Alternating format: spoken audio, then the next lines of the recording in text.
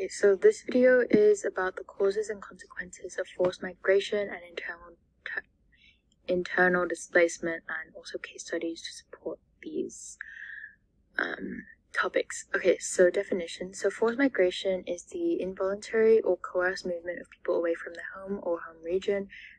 This definition is from Wikipedia. Internally displaced person is someone forced to leave their home, but they remain in their home country. And an asylum seeker is someone forced to leave their country and seek refuge in another country. So these are very important definitions for this topic. So what are some of the causes of migration, or forced migration more specifically? So push factors and pull factors. So the push factors are factors that kind of encourage people to leave where they are already. So that might be a lack of employment opportunities, discrimination towards them for any sort of reason, their gender, their race, any type of discrimination that may exist, or their social class, etc., economic class. Okay, and then low standards of living, religious and political persecution, war, natural disaster, human trafficking. And then pull factors, which are factors that kind of draw them to another country, might be better standards of living, employment opportunities, less discrimination towards certain groups and that person is a part of, and a safer environment. So the case of forced migration does come with various consequences. So we split this into social, environmental, political, and economic. So the social consequences are discrimination, language barriers, a loss of culture, unemployment, overcrowding.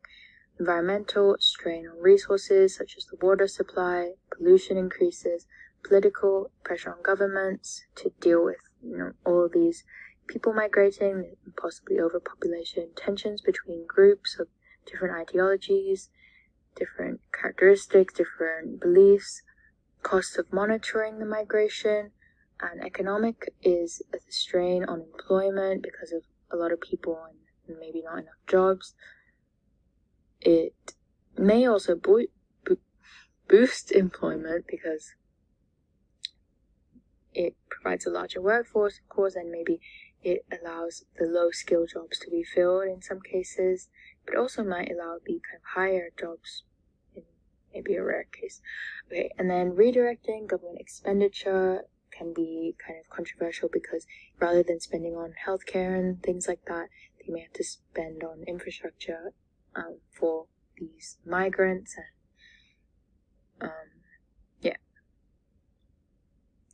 on the forced migrants. Okay, so case studies, there are actually 3 to discuss. So in the IB syllabus, you have to know forced migration in terms of political causes and environmental. So there are 2 political ones. So the first political one is Syria. So what are the causes of the forced migration from Syria? So religious and political persecution, bombings, racial discrimination, famine, human rights violations, where 40% of people lack access to basic healthcare services, 50% of hospitals were not fully functioning or not functioning at all because of the kind of political tensions and civil unrest in the country. 4 million people were homeless because of this too, so of course they have to leave to find somewhere to live. Ideological disparities. Okay, so who are the main stakeholders? So President Assad, supported by Russians, the government forces used deadly forces upon civilians. ISIS tried to take over Syria, declared Sharia law, and also the rebel groups, and of course the migrants themselves. However, the forced migrants do not have very much power to make decisions in this situation. Okay, so what's the timeline of the situation? So in 2010, the Arab Spring caused political instability ever since 2010 through protests, riots, civil wars, and then in March 2011, there's the civil war. 2012, Obama becomes involved and kind of gives a warning to Syria about this situation, and then in 2014, U.S. bombs Syria. 2017, the U.S. launches 59 Tomahawk missiles to Syria. So It's a very politically unstable situation, of course, because it has involved international influences. And yeah, okay, so what are the consequences of this forced migration? Well, for Syria, the home country, educated elite population tend to leave, so that kind of diminishes the workforce and the skill of the labor force. Not enough doctors per person because skilled individuals leave, hospitals close, etc. Vibrant cities such as Aleppo become ghost towns, so decline in tourism. It fell by 94% from 2010 to 2013. And what about for the recipient countries? So for Turkey, Jordan, and Lebanon, which are kind of the highest recipients of forced migrants from Syria. So there are over 3 million refugees. They make up over 1/5 of the Lebanese population. There's a strain on resources, healthcare, and education in these recipient countries. In 2013, there was a $2.5 billion cost to Lebanon, and it apparently has pushed 170,000 into poverty, and also rent prices have tripled in some places because of the high demand of these forced migrants coming into these countries and needing somewhere to live. Okay, another political case study of forced migration is the Rohingya. So the causes of the Rohingya forced migration is the discrimination against the Muslim minority of Rohingyas in Myanmar and cases of ethnic cleansing, discrimination. Yeah. So the majority of those in Myanmar are Buddhists, which is kind of one of the reasons behind this discrimination. There have been government policies against the Rohingya, such as only allowing them to have 2 children and limits to or restrictions to their abilities to attain education and employment in Myanmar. So what are the consequences of them moving? So the majority of the Rohingyas moved to Bangladesh, and 50% of the migrants are women and children, which are much more vulnerable groups in terms of safety and kind of power to migrate successfully and, find better standards of living. It's quite difficult for these types of groups because of societal norms and beliefs. And over 600,000 of the Rohingyas have migrated to Cox's Bazar in Bangladesh, which is known as this huge migrant camp where the majority of the Rohingyas flee to.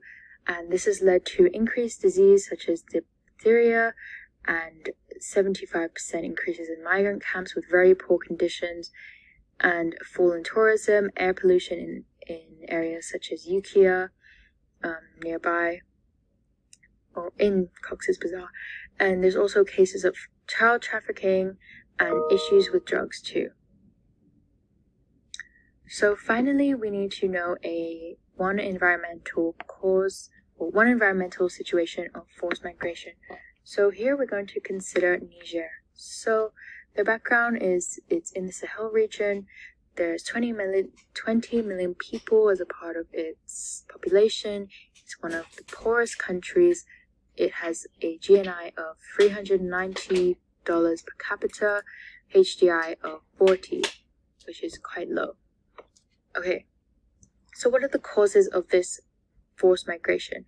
A drought which has left 7.1 million people hungry, deforestation due to household demand for fuel wood, which is kind of one of the key ways of creating energy and heat in many households, soil degradation leading to a fall in GDP of 3% per month, climate change contributing to drought, of course, and extreme weather, land clearance for farming, spread of hyacinths due to pollution, and these lead to eutrophication, of course. 210 plant species relied on for human nutrition, which have obviously been damaged due to the drought conditions.